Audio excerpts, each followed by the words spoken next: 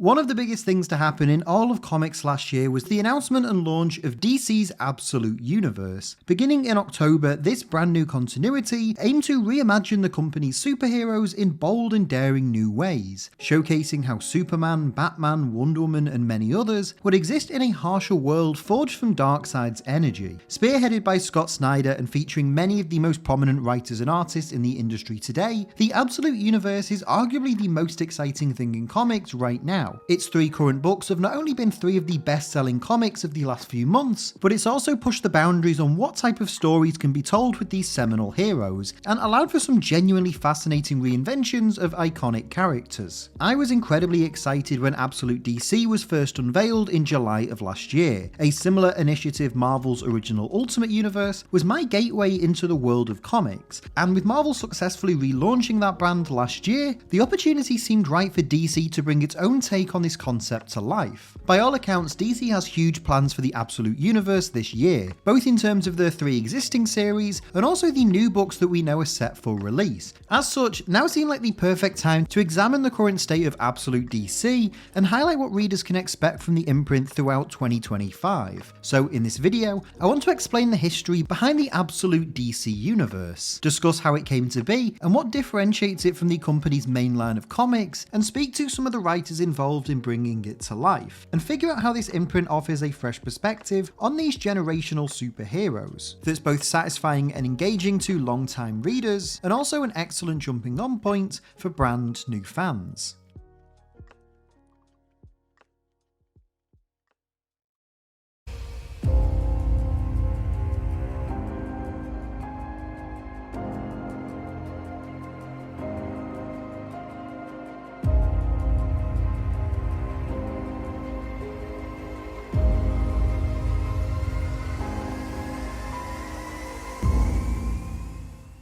Before we continue though, just a quick reminder to leave a like on this video if you enjoy it, and subscribe to Owen Likes Comics so you don't miss out on any future videos. So before we dive fully into the Absolute Universe itself, it's first worth briefly explaining how and why it exists and is so significant. Comic book companies launching secondary or alternate universes is hardly a new concept. While DC pioneered the idea of the multiverse in 1961, Marvel began publishing books set in an alternate but interconnected continuity in 1986, as part of their short-lived New Universe. This approach to storytelling, though, had its biggest success in 2000, with the creation of the Ultimate Marvel Universe. The brainchild of Bill Jemas and Joe Quesada, this new series of comics completely reimagined Marvel's continuity, telling all new origin stories for Spider-Man, the Fantastic Four, the X-Men and many others, as if they were all invented at the turn of the century. Throughout its 15-year run, the Ultimate Universe became a tremendous success and enabled a generation of readers to quickly fall in love with both Marvel and each individual character, without needing to grapple with decades of existing continuity.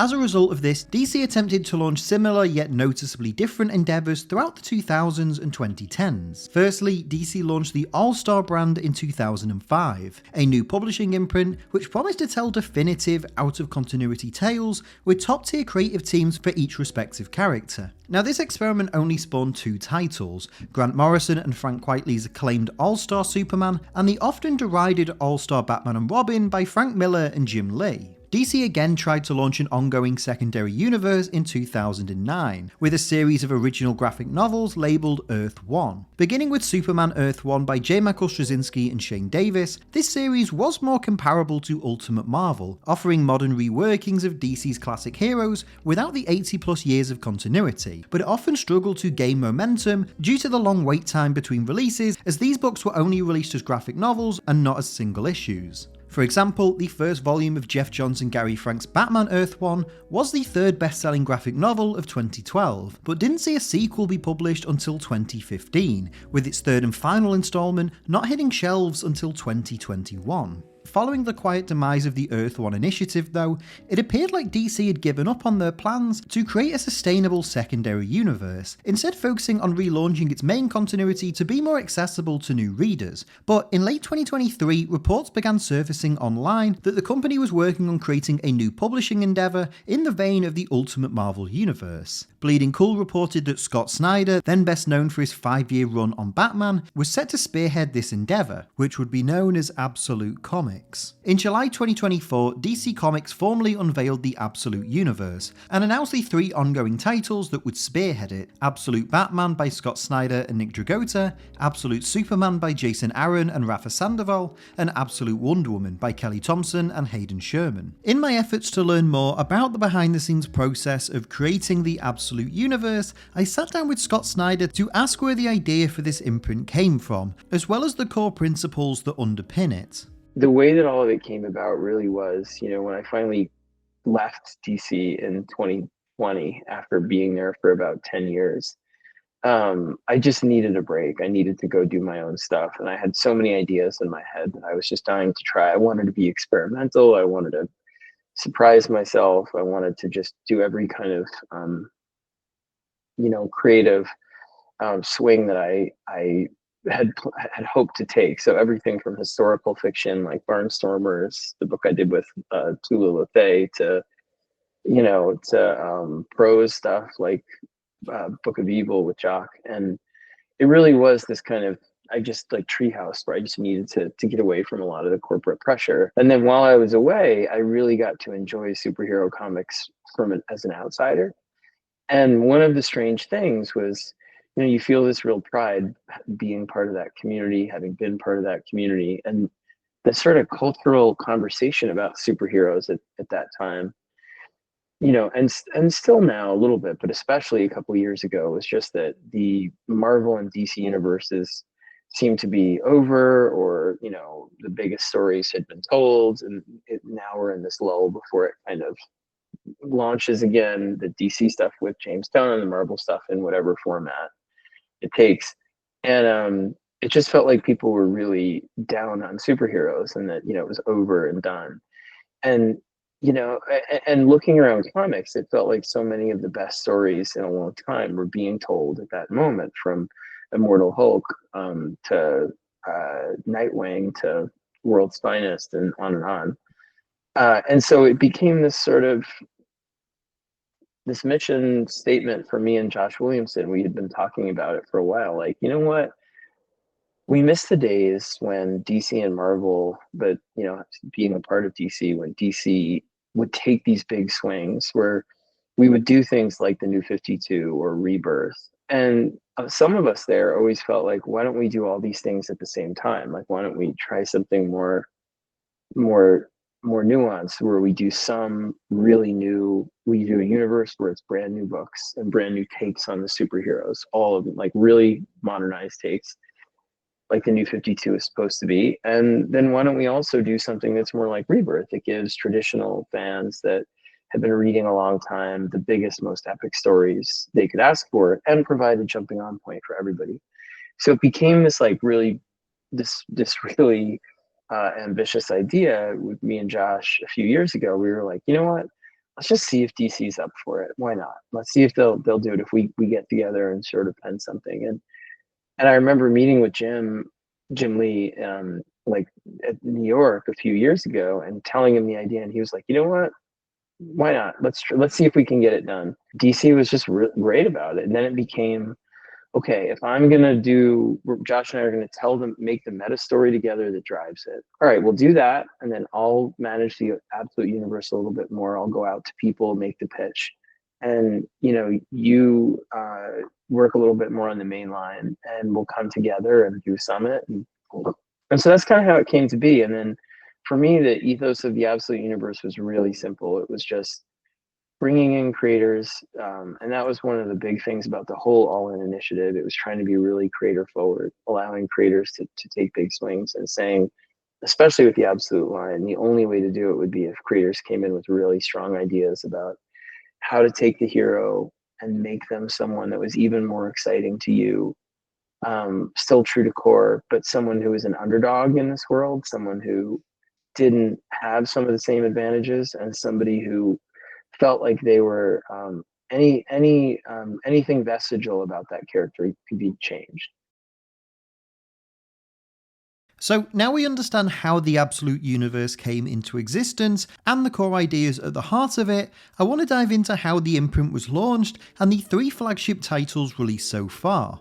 While each Absolute series tells its own self-contained story, the universe as a whole was conceived during the events of the DC All-In Special one-shot, written by Scott Snyder and Joshua Williamson, with art by Wes Craig and Daniel Semper. Here, we see the Justice League reforming after the events of Absolute Power, with various heroes from each corner of the globe invited to join the new team. Meeting at the Watchtower, it's explained that the JLA is expanding greater than ever before, and as part of this, they've created and handed out new membership cards made from a blend of the most advanced technology and magic. This meeting though is suddenly interrupted by Darkseid, who teleports into the Watchtower and starts attacking the heroes. As the League try to fight Darkseid, we discover that the villain has somehow bonded with the Spectre, making him even more powerful than usual. Superman is eventually able to beat Darkseid, vanquishing the Spectre from his body, before Darkseid strangely utters a thank you before completely disintegrating. After Darkseid vanishes, we see one of the JLA membership cards now irradiated with his energy, and as the heroes begin to investigate it, Superman states that he believes it's now a doorway to the Elseworld, a parallel reality forged from the polar opposite energies to their universe. The other JLA members appear concerned, but agree that someone should travel through the doorway to investigate it. Booster Gold volunteers and is suddenly sucked through a portal. When he emerges through the other side, he discovers a world on fire with red skies, and Darkseid's trademark Omega symbol firmly on display. This story introduces the concept of a new Earth forged in Darkseid's image, but it isn't actually the end, as the All-In Special actually flips and from the other side tells a parallel story told from the villain's perspective. In this section of the comic, we find Darkseid questioning his place in the universe. He assembles the Miracle Machine to try track down what he's missing, even going as far as to cutting his hand off to power it. Darkseid then begins a quest to seek the power of the Spectre, rampaging through both heaven and hell to locate Jim Corrigan. Upon doing so though, he uses the Miracle Machine to bond with the Spectre forcibly, giving Darkseid near omnipotent power. The villain is then confronted by the Quintessence, who object to his conquest, and it's during their fight that Darkseid is transported across the universe and into the Watchtower. We now see his fight with the Justice League from the villain's perspective, with the comic revealing how Superman's final blow enabled him to transfer his energy across the entire multiverse. The closing pages of the issue revealed that Darkseid's energy was transferred into this new Elseworld, creating a parallel reality that mirrors our Earth, but is forged from everything Darkseid embodies. As such, it develops into a bleaker, harsher and more cruel world, forcing those who inhabit it to fight stronger to become who they're supposed to be. We see flashes of characters like Superman, Wonder Woman and Batman, and how their status quo has been irrevocably changed, formally establishing and introducing us to the Absolute Universe.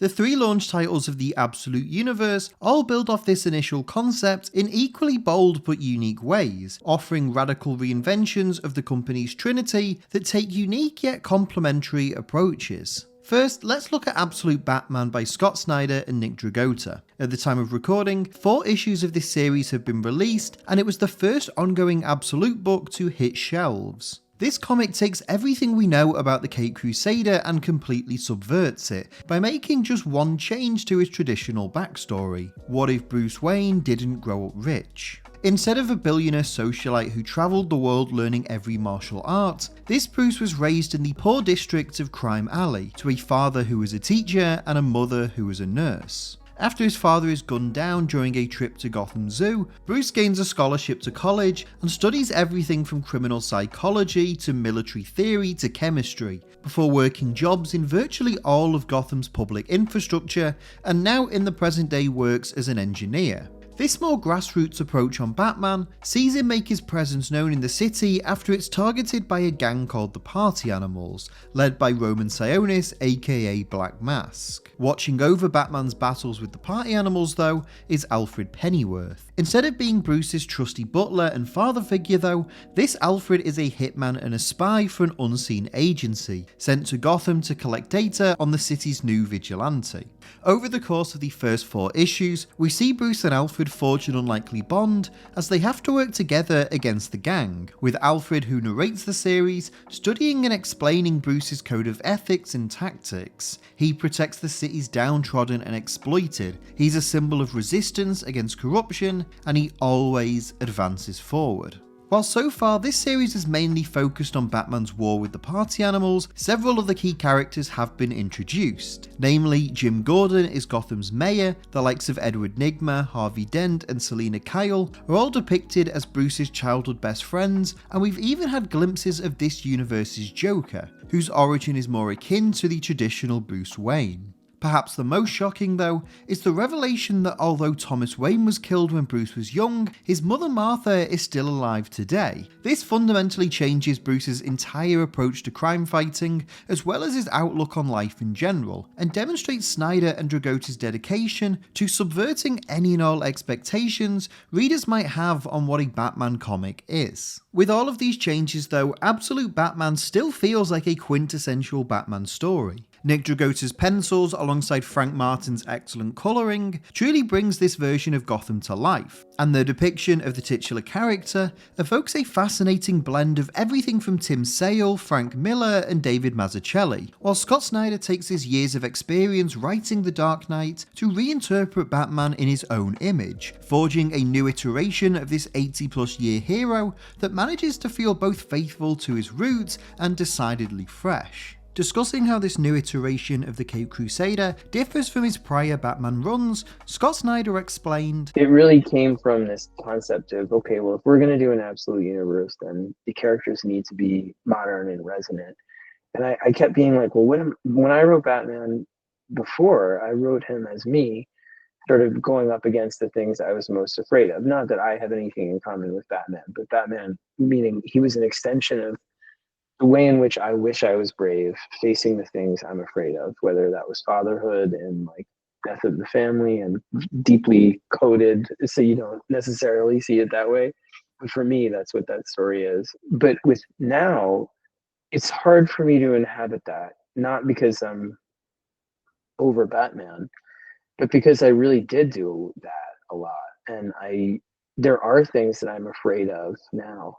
But as a father, and as a father with kids now that are, when I started Batman, my son was 2, and now my son is, he's 17, about to start college. For me, I'm much more afraid of the world for them than I am for myself. And that is a very different construction. And so Batman isn't, you either write Batman as a father, where he's protecting the Bat family in some way, or you don't be Batman. And so for me, that's what this series is. I'm Alfred. I'm the one watching through Alfred's eyes, seeing Batman as my kids.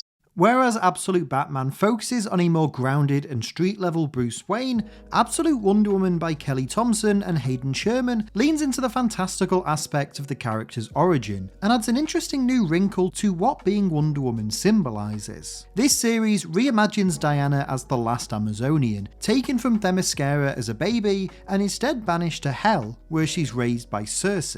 No longer brought up in paradise, we see Diana's journey to adulthood on a much harsher and more dangerous island, as she learns to not only fight like a fearsome warrior, but also how to find compassion in even the most difficult of circumstances. In the first issue, it's explained that Apollo, the god who delivered Diana to Circe, forbids the word Amazon from ever being spoken, with Diana not even knowing her true backstory until adulthood. In the book's present day, Diana, armed with a Pegasus and a large sword, arrives in Gateway City to save its inhabitants from a swarm of ancient monsters, and earning the moniker of Wonder Woman for her heroics. Throughout the 3 issues released so far, Absolute Wonder Woman has maintained much of the mythological aspects of the classic character, while adding a distinctly darker edge, introducing a Diana Prince that still has the nobility and altruism of her usual self, but balances her unwavering compassion with a hardened edge that stems from her training with Circe and her life in Hell. So far, the series is focused on fleshing out Wonder Woman's backstory, showcasing her battles in Gateway City, and interacting with familiar characters from the Wonder Woman lore, such as Circe, Steve Trevor, and Barbara Minerva, all while teasing a future confrontation between Diana, Zeus, and the gods, as Wonder Woman seeks to uncover the mystery of what actually happened to the Amazons. Kelly Thompson discussed how she and Hayden Sherman conceived this new iteration of Diana when speaking to CBR, stating that, "We wanted to change so much about her and her history and her weapons and all those things. We wanted to change all the stuff around her, and she's a little different, sure, but to me the core is still intact, and it goes to show how special and important that part of her is, and how you sort of can't take it away." I've said to a couple people that I almost quit when I was trying to figure this angle out and how to do this, because I couldn't figure it out. And I think in most of those takes I tried to do, she didn't feel like Wonder Woman anymore. And I didn't like that. And I honestly wasn't interested in writing it. I think she's a phenomenal character. And so the mission did become more, how can we change literally everything around her and still get this incredible woman out of that? And I hope we nailed that. The final Absolute title released so far is Jason Aaron and Rafa Sandoval's Absolute Superman. Much like its sister series, this comic reinterprets the Man of Steel by making several changes to his traditional origin. This iteration of Superman isn't Clark Kent. Instead, we meet him wandering through South America instead of Metropolis or even Smallville, and only going by the Kryptonian name of Kal-El. Throughout the book's first issue, we learn that this version of Superman didn't arrive on Earth as a baby, found and raised by the Kents, and has spent much of his life wandering and trying to find purpose. The crux of issue 1 focuses on Superman stumbling across a group of migrant workers being abused by the Lazarus Corporation, forced to work in dangerous mines searching for diamonds. After Kal-El goes in at night and mines all the diamonds himself, he confronts the Lazarus Corps' armed soldiers, the Peacemakers, standing up for those in need and using his abilities to fight back on their behalf. This action is intercut with flashbacks to Kal-El's time on Krypton, where we learn that the planet had a rigid class structure and that instead of being brilliant scientists, Jor-El and Lara were farmers and part of the Labour Guild, the lowest class on Krypton. Not only is it revealed that Superman's symbol is the insignia of the Labour Guild, but it's explained that Jor-El discovered that Krypton's core is becoming unstable as his farmland began producing dangerous radiation, but his findings were ignored by the ruling class and the Science League. Facing environmental catastrophe and an ensuing breakdown of the entire social order, Krypton was effectively doomed, and while we still don't know the exact details behind its annihilation and how Kal-El made his way to Earth, it's explained throughout the first 3 issues that this iteration of Superman was much older when his homeworld was destroyed, and now lives on an Earth that faces many of the same problems and inequalities that doomed Krypton, only now he has the power to do something about it. Aaron and Sandoval's take on Superman mixes in a lot of different inspirations and eras from the character's past, borrowing from everything from Jerry Siegel and Joe Shuster's original Champion of the Oppressed, all the way to Superman's characterization in the New 52, and by doing so creates a new take on the Man of Tomorrow that feels both incredibly unique but also somehow reminiscent of what's come before. This book strays quite heavily away from the traditional Superman status quo, but still incorporates a lot of characters you'd expect to see. For example, Lois Lane features quite heavily in issue 2, but instead of being a journalist for the Daily Planet, follows her father's military footsteps and is an agent of Lazarus. Speaking on how his iteration of Superman differs from what's come before, Jason Aaron explained in an interview with DC.com that Absolute Superman is about that love, and about the character that Siegel and Shuster created in 1938, and who he's grown to be over the years since that time. The 1978 movie, and the comics after Crisis, and all of it gets paid homage, but it also gets interpreted as who might that character be if he were created today? What does his journey look like if he was created not in 1938, but in 2024? The one thing that's the same is that Krypton explodes. Other than that, assume anything else is different from the story we know. Some of it is profoundly different, but the journey we're going on with this character, who he is, and what he stands for, it's the same. If anything, I think we're doubling down. Although there's only a handful of issues released in each of these ongoing series so far, the Absolute Universe has managed to successfully establish both itself and its 3 core characters. These new versions of Superman, Batman, and Wonder Woman may appear incredibly different and be irrevocably changed by their circumstances, but they all manage to maintain the core vital elements that define these heroes. Even in a world formed from Darkseid's energy, these unquestionable forces for good can't be exterminated, and the comics published so far have demonstrated that even in a continuity defined by extreme hardship, these larger-than-life icons still find a way to bring hope to the world, all while giving readers fresh and bold stories that push the boundaries of who and what these long-standing superheroes can be.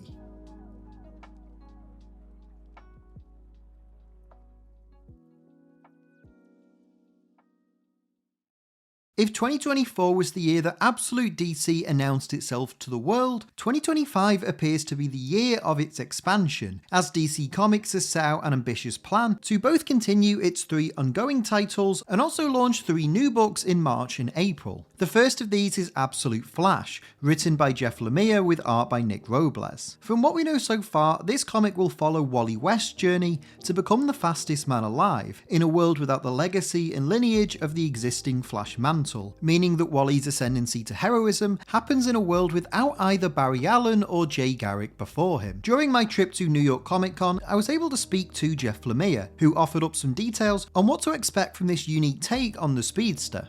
In regards to what drew you to The Flash, to Wally, and to this kind of story, can you talk a little bit about what kind of drew you to The Flash? Yeah, I mean, I started talking to Scott Snyder maybe a year and a half ago, 2 years ago. I can't remember now. It's been a while about the potential of this absolute universe. And you know, when I originally spoke to him, we didn't have a particular character in mind yet. It was just being part of it. And so I started thinking about potential characters. And the idea of Wally West struck me for a couple of reasons. First of all, it seemed like the universe it was starting to build with Scott's Batman, Jason on Superman, Kelly on Wonder Woman. I felt like it would be interesting to have a teenage superhero because that was something the universe didn't have yet. So Wally seemed like a natural choice for that. And just to get, you know, the Batman book and some of the other books have a bit of a dark, heavy feel to them. And I wanted something that could counter that a little bit, have some energy, some lightness too, you know, a sense of fun as well in this universe was important. So all those things drew me to The Flash. And to Wally. Definitely need different flavors in this universe. They can't all be one mood or one tone. So it was fun to kind of be an anecdote to the other books a little bit and to I mean Wally was kind of the Flash I grew up with from the Teen Titans as Kid Flash, and then, you know, when he became the Flash after Crisis. So he's always sort of been my favorite of the various Flashes, except for Jay Garrick, of course. We'll talk about Jay in a second.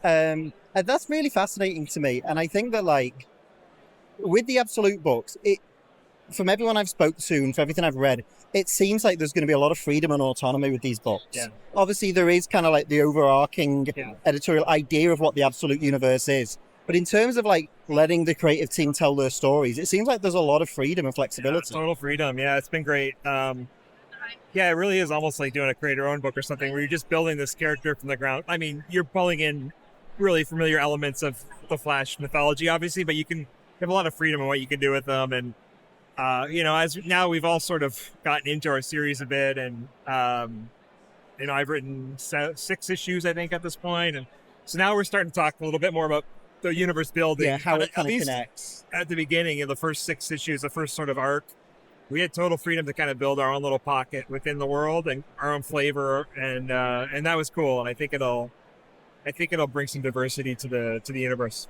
Releasing just a week after Absolute Flash is Dennis Camp and Javier Rodriguez's Absolute Martian Manhunter. Now, this comic is perhaps the one I'm most intrigued by in the entire imprint. Dennis Camp has quickly become one of my favourite writers working today, owing to his stellar work on the Ultimates and 20th Century Men, so I was incredibly excited when I first heard that he was going to be involved in this Absolute initiative. From everything released about the series so far, Absolute Martian Manhunter is probably the most out there and ambitious pitch of the entire universe. While few details have been released on the overall plot of this series, what we do know is that it aims to be a psychological horror story about a human FBI agent named John Jones, whose body is taken over by an interdimensional or alien parasite. Only able to comprehend it in his mind as Martian, this series takes a surrealist approach to the seminal superhero. And while we don't really know much about what the book will be beyond this, Camp and Rodriguez seem to have a really unique and ambitious pitch for this version of John Jones. Just looking at the artwork released for this series so far, Javier Rodriguez gives the series a really distinct look that I think separates it from not just all of the other Absolute titles, but any other superhero comic available right now. This is honestly the series I know the least about, but with that comes so much curiosity and excitement for how this duo will shake up and reconfigure such a nuanced and compelling character. And I think Absolute Martian Manhunter is definitely a comic to keep an eye on when it starts being released at the end of March.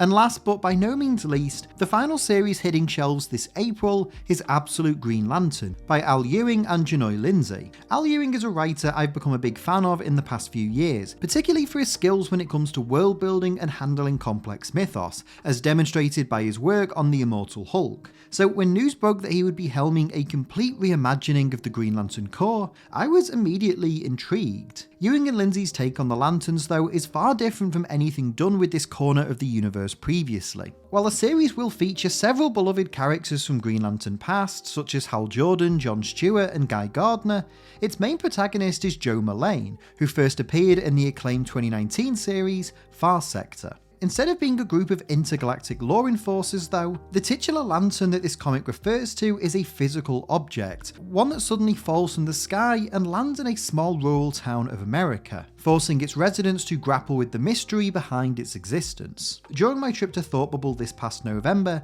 I managed to chat to Al Ewing a little bit about this comic, and he explained that the central theme of Absolute Green Lantern is uncertainty and unknowability, and trying to conceive and imagine what it would be like for everyday people to experience this powerful alien force suddenly arriving on Earth. Ewing has frequently described the series as cosmic horror, and featuring no rings and no lanterns, besides the titular one that arrives in the small town, and how this change to the classic status quo will affect our understanding of characters like Joe, John, and Hal. During my conversation with Ewing, he opened up and discussed his initial pitch and overall vision for Absolute Green Lantern, both in terms of the series itself and how it fits into this new Absolute universe.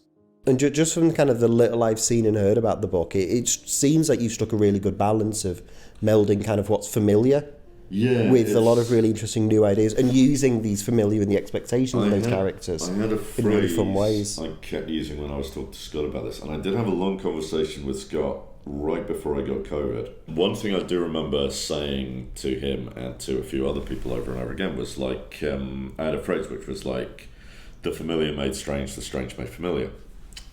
Which I think is kind of the secret source of this kind of the ethos of the secret source of this kind of venture is that like you surprise people with what they already know. Yeah, you can kind of play with people's expectations in interesting ways. Yeah, and you kind of take what people aren't expecting and make them love it. Yes. So we are sort of taking things away from the characters and seeing who they are without them. Well, and that's kind of the general sentiment behind the Absolute books in general. It's but the thing we're taking away most is obviously no rings, no lanterns. The core. No rings, no lanterns is like the main kind of thing, and there's a sort of thing of like, okay, well, what are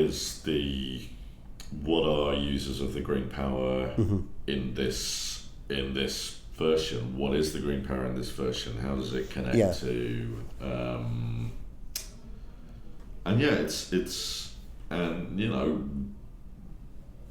I won't say anything about that right now. But as time goes by and as we widen the scope further and further out, stuff's going to get crazy and stuff's going to get pretty cosmic. The thing that fascinated me the most, because when it kind of came out that you were working on the book, I was like, that makes a lot of sense. It's a corner of the DC universe that has a lot of world building and mythos that you can play with in a lot of interesting ways. It seemed like a very logical, that would be a team and a character that you would be interested in doing something with. The thing that fascinated me the most early on was the addition of Joe Malone as the main protagonist. My original thinking was like, I wanted to have John Stewart play a big role in the book, but also I wanted to have him as quite a sort of older version, a kind of like somebody in his 40s, somebody in a kind of, and sort of have him approach this in a sort of a more kind of passive spirit. But then I was like, well, all of the other books are really kind of big and explosive and exciting, and like I kind of want to have some of that energy, so we need a main character who's sort of gonna be sort of more active. So I was like, well, I could sort of morph my idea of John into that, or I could find someone else. There's Joe, who is like from Far Sector, and I'd sort of read through Far Sector and I was like, oh wow, this is great. It's an amazing series. It's fantastic. And I was like, well, I could sort of do a version of this character who was kind of like, different enough that like I'm not trying to do. Yeah, you can kind of like take the framework of yeah. that character from how it was introduced, but put your own spin on her. Yeah. But no, I'm really excited for Green Lantern. I think it's going to be an awesome series. It's fun. It's a lot of fun. As someone who's been reading comics for almost 20 years now, and has been talking about them on the internet in some form for 10, I really do think that right now is an exciting time for the industry. DC, Marvel, and many other publishers are all consistently putting out excellent books and taking ambitious creative swings, and I think that the Absolute Universe is a perfect example of this. Like I said at the start of this video, my initial gateway into comics came thanks to the original Ultimate Marvel initiative. Due to the many cartoons from Marvel and DC that aired throughout the 1990s, I was already somewhat familiar with superheroes, but books like Ultimate Spider-Man were my entry point into regularly reading comics each month, and discovering a lot of new characters, stories, and ideas that I wasn't already familiar with. Being able to pick up these easily accessible series enabled me to truly fall in love with the Marvel Universe, without having to jump into stories steeped in years and decades of continuity. And once I understood who these characters were, I was then able to dive into Marvel's mainline books and then over to DC, and the rest is history.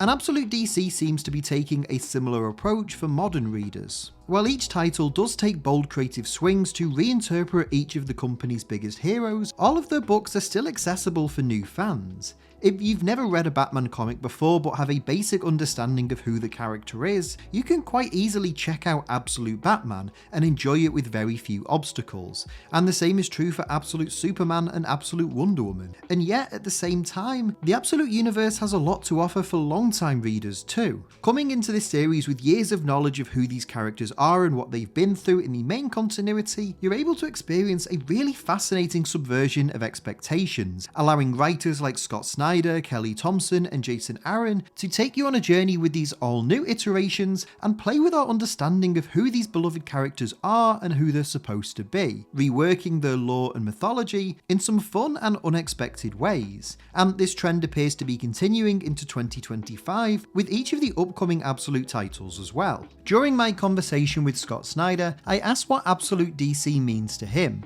and what his message would be to comic readers both new and old. Basically, every book is user-friendly. Every book is somebody taking their biggest swing on the character. And there's something for everybody. I mean, that was the goal with All In, and that's the way I feel comics in general is sort of proceeding right now, where we have, if what you want is like a really different take on the characters that feels like something you've never seen but is responding to this moment, you have the Absolute line.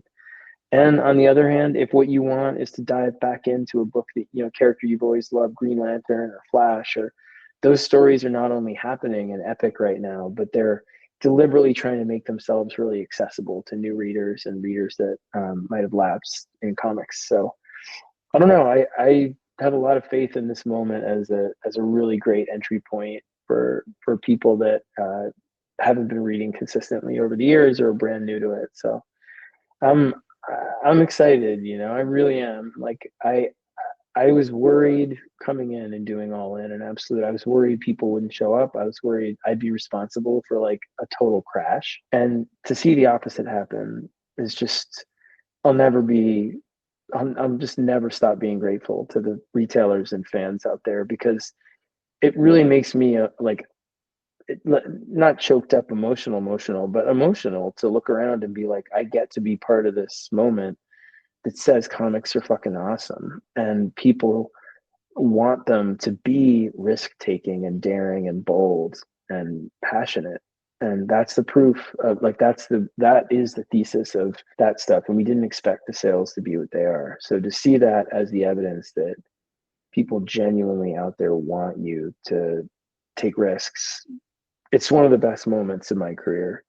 I've been incredibly impressed with the consistency and output of DC's Absolute imprint so far. From the 3 titles that are all currently being released, I've enjoyed every single issue, and found each's rendition of its lead character to be both fresh and compelling. With characters that have been around for 80 plus years, it can be hard sometimes to find new ways to interpret and explore them, especially when working in a long-running and entrenched continuity. So endeavours like the Absolute Universe not only give writers and artists a chance to be creative and take ambitious swings, but it also gives readers a wider array of superhero stories to enjoy, as well as new perspectives on characters they already know and love. In my opinion, DC's Absolute Universe has been a tremendous success so far, and an endeavour that highlights the very best that modern comic books have to offer. So whether you're a long-time fan or someone completely brand new to reading comics, I honestly think there's something for everyone to appreciate. And above all else, I hope that Absolute DC's promising start throughout the end of 2024 continues over the next 12 months, as its universe grows and hopefully expands into something genuinely unique and memorable.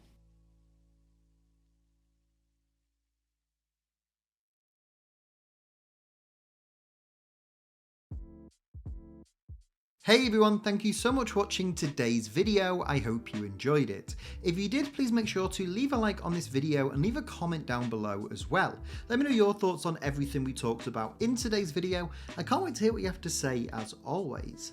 If you're new to Owen Likes Comics, please make sure to hit the subscribe button and the notify bell so you don't miss out on any future videos. And if you enjoyed this and you want some more, there should be some other videos on screen right now that you might also enjoy. If you want to help support the channel and help me make more videos, you can do so by going to patreon.com/OwenLikesComics. Or if you just want some more of me, you can follow me on Twitter, Instagram and Blue Sky, just at Owen Likes Comics. But that's all for this video. Again, thank you all so much for watching. I hope you enjoyed it, and hopefully I will see you next time. But until then, take care and keep reading.